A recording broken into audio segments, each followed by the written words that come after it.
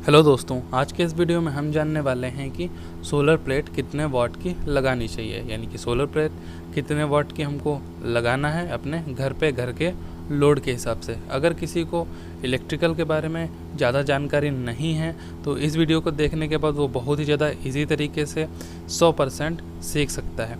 तो सबसे पहले आपको स्टेप 1 करना होगा। स्टेप 1 में आप लोगों को क्या करना है, अपने घर का लोड पता करना होगा। अगर आपको अपने घर का लोड पता है तो बहुत अच्छी बात है, जिनको नहीं पता है वो इस स्टेप को फॉलो कर सकते हैं। सबसे पहले आपको क्या करना होगा, जैसे मान लेते हैं कि हमारे घर में 4 LED बल्ब लगे हैं।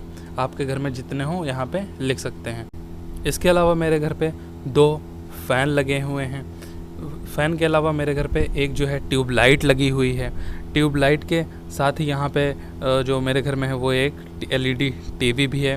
तो इन सब का हम लोग वाट यहाँ पे पता करने वाले हैं। तो जैसे कि 4 LED बल्ब है तो 4 × 25 वाट की एक LED बल्ब है, तो यहाँ पे हो गया 100 वाट। ठीक है, मान लेते हैं 2 फ़ैन है तो एक फ़ैन है 80 वाट का, तो ये हो गया 160 वाट। ठीक है, 160 वाट हो गया। और एक ट्यूबलाइट जो कि होती है 40 वाट की, तो यहाँ पे कितना हो गया 40 वाट, यहाँ पे 40 वाट आ गया। उसके बाद एक LED टीवी है जो कि है 50 वाट की, तो यहाँ पे कितना आ गया 50 वाट आ गया। ठीक है, अब जो हमारा LED बल्ब होता है वो किसी किसी के यहाँ कम का होता है, जैसे 9 वाट का हो गया, 15 वाट का हो गया। ठीक है, मैं आप लोगों को एक जो है ऊपर साइड में एक लिस्ट दे दूंगा, वहाँ से आप लोग वाट को देख के पता कर सकते हैं कि कौन सा अप्लायंसेस कितने वाट का है। तो यहाँ पे हमने जो है सारी वाट को जोड़ दिया है, तो ये आ गया है 350 वाट। ठीक है, तो ये हमारे घर का क्या आ गया है, लोड आ चुका है। तो हमारे घर का लोड कितना है 350 वाट।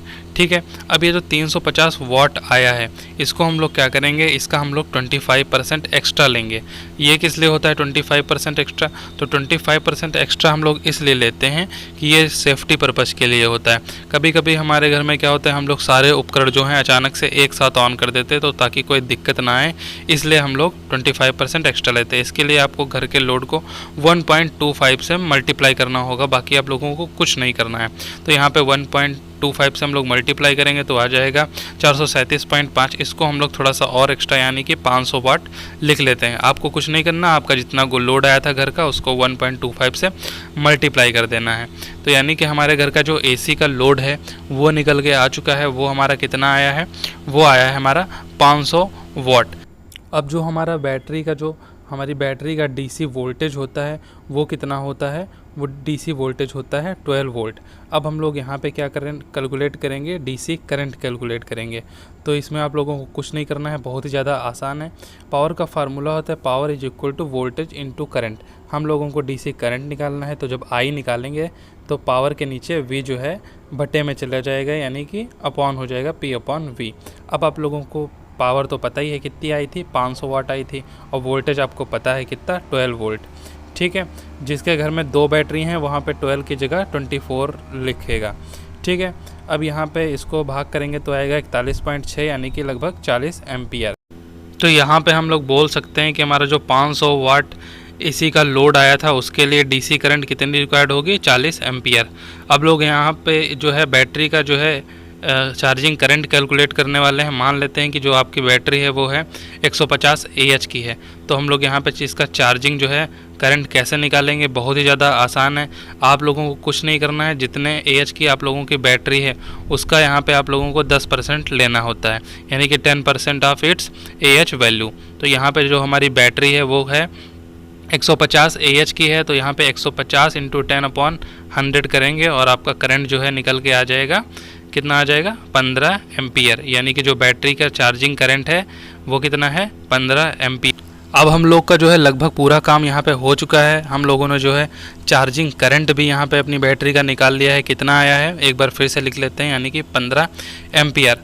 अब हम लोग को क्या करेंगे, यहाँ पे हम लोग लिखेंगे सोलर प्लेट का करंट। तो यहाँ पे लिखेंगे सोलर प्लेट का करंट, बहुत ही ज़्यादा सिंपल है। इसको क्या करेंगे, इक्वल लगाएंगे और यहाँ पे बैटरी का चार्जिंग करंट प्लस का होम लोड करंट यहाँ पे ऐड कर देंगे, प्लस क्या करेंगे, होम लोड करंट यहाँ पे ऐड करेंगे। बैटरी का चार्जिंग करंट आप लोगों ने अभी कैलकुलेट किया था, कितना आया था 15 एम्पियर आया था, तो यहाँ पे लिखेंगे 15 एम्पियर।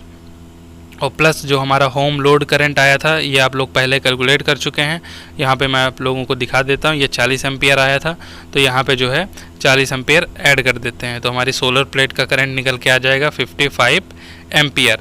तो यहाँ पे सोलर प्लेट का जो है हमारी करंट निकल के आ चुका है। कितना निकल के आया है? निकल के आया है 55 एम्पियर। अब हम लोग क्या करने वाले हैं कि जो हमारी सोलर प्लेट है उसका यहाँ पे हम लोग पावर पता करने वाले हैं कि जो हम लोग सोलर प्लेट लगाने वाले हैं वो कितने वॉट की होगी। इसके लिए आपको कुछ नहीं करना होगा, जैसा कि मैं पहले बता चुका हूँ पावर का फार्मूला क्या होता है, वोल्टेज इनटू करंट होता है। तो हमारा जो सोलर पैनल का जो वोल्टेज होने वाला है वो 12 वोल्ट होगा और यहाँ पे जो हमारा करंट आया है वो कितना आया है? 55 एम्पियर आया है। दोनों को मल्टीप्लाई कर देंगे और हमारा निकल के फटाक से आ जाएगा 660 वाट। यानी कि जो हम घर पे जो है सोलर पैनल इंस्टॉल करने वाले हैं उसका जो वाट होना चाहिए वो कितना होना चाहिए? 660 वाट होना चाहिए। लेकिन अब जब मार्केट में आप जाएंगे तो 125, सॉरी यहाँ पे लाइट चली गई है, थोड़ा सा आप लोगों को देखने में दिक्कत हो सकता है तो उसके लिए माफ़ी चाहते हैं। तो जब आप लोग मार्केट जाएंगे तो यहाँ पे जो है 125 वाट, 180 वाट कुछ इस तरीके की प्लेट आप लोगों को जो है देखने को मिलेंगी। साथ ही 180 के साथ जो आपको 375 वाट की भी प्लेट आप लोगों को देखने को मिलेगी। तो अब आपको क्या करना होगा? तो नंबर ऑफ़ प्लेट निकालनी होगी, यानी कि आपको कितनी प्लेटें चाहिए। तो हमारे घर का लोड कितना आया था? 660 वाट आया था और मान लेते हैं कि आप 180 वाली प्लेट खरीद रहे हैं, 180 वाट वाली। तो यहाँ पे इसको डिवाइड कर देते हैं, 1854 ये आ गया लगभग 3.6 आ गया है, तो मान लेते हैं 4 लगभग इसको। ठीक है, तो हमारी नंबर ऑफ़ प्लेट हैं वो निकल के आ चुकी हैं। बहुत ही ज़्यादा सिंपल था। तो नंबर ऑफ़ प्लेट निकल के आ चुके हैं, यानी कि हमको जो 4 प्लेट लेनी पड़ेंगी 180 वाट वाली। ठीक है गाइज़, तो आई होप आप लोगों को जो है वीडियो जो है पूरी समझ में आ गई होगी बहुत ही ज़्यादा आसानी से। तो वीडियो के रिलेटेड अगर आप लोगों को कोई डाउट बचा है तो कमेंट करके पूछ लेना। तो मिलते हैं किसी नेक्स्ट वीडियो में किसी नए टॉपिक के साथ, तब तक के लिए बाय बाय।